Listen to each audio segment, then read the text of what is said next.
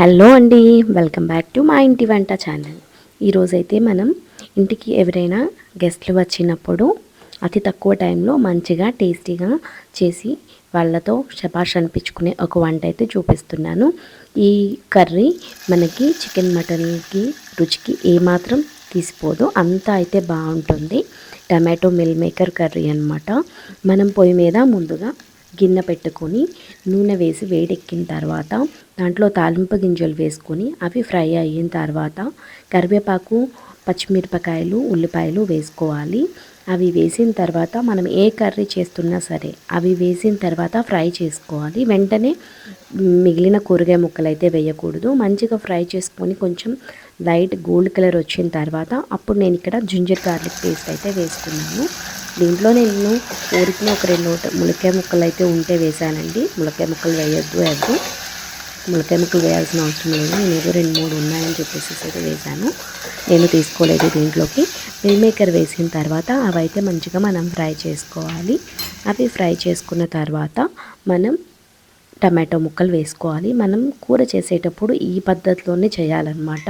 ఏదో పని అయిపోతుంది కదా అని చెప్పేసి మిల్ మేకర్, టమాటా, ఉల్లిపాయ, పచ్చిమిరపకాయ మొత్తం ఒకటేసారి అయితే నూనెలో వేయకూడదు.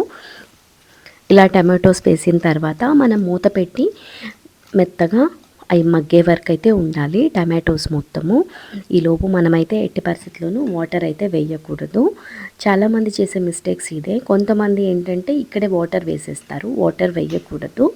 అండ్ మరో టిప్ ఏంటంటే వాటర్ వేసినాక ఉప్పు కారం వేస్తే మీరు సరిపడినంత వేసినా కూడా ఆ కూర అయితే చప్పగా వస్తుంది. కాబట్టి ఉప్పు, పసుపు, కారం ఎప్పుడూ ముక్కల్లోనే వేయాలి.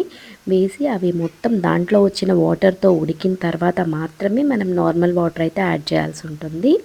ఇక్కడ నేను చూస్తున్నారు కదా, మీరు చూపిస్తున్న విధంగా ఉప్పు, పసుపు, కారం అయితే వేసాను.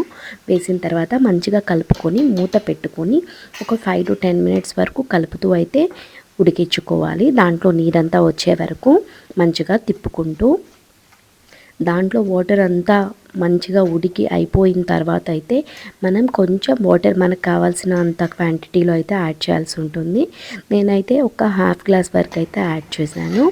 వాటర్ వేసిన తర్వాత మనం మంచిగా మళ్ళీ ఉడికించుకోవాలి. అది ఉడుకుతూ ఉన్నప్పుడు మధ్యలో అయితే మనం కలుపుకోవాలి, అలా అయితే వదిలేయకూడదు. ఇంకా అంతే, అలా ఉడుకుతూ ఉంటుంది మంచిగా. మనం వాటర్ పోసిన తర్వాత సుమారుగా 10 నుంచి 15 నిమిషాల వరకు అయితే మనం మంచిగా ఉడికించుకోవాలి. కూర అయితే చాలా చాలా బాగా ఉడుకుతుంది, చాలా మంచి టేస్ట్ అయితే వస్తుంది. 10 నుంచి 15 నిమిషాల వరకు ఉడికిన తర్వాత మనం కూర దగ్గర పడిపోతుంది. అప్పుడు మనం కొంచెం ధనియాల పౌడరు, మనం కూర చేసిన క్వాంటిటీకి సరిపోను ఒక 1/2 స్పూన్ నుంచి స్పూన్ వరకు అయితే ధనియాల పొడి, అలాగే గరం మసాలా పొడి అయితే వేసుకోవాలి. అంతే, దగ్గర పడిన తర్వాత అయితే కూర రెడీ అయిపోతుంది. లాస్ట్గా కొత్తిమీర వేసుకొని సర్వ్ చేసుకోండి. Thanks for watching.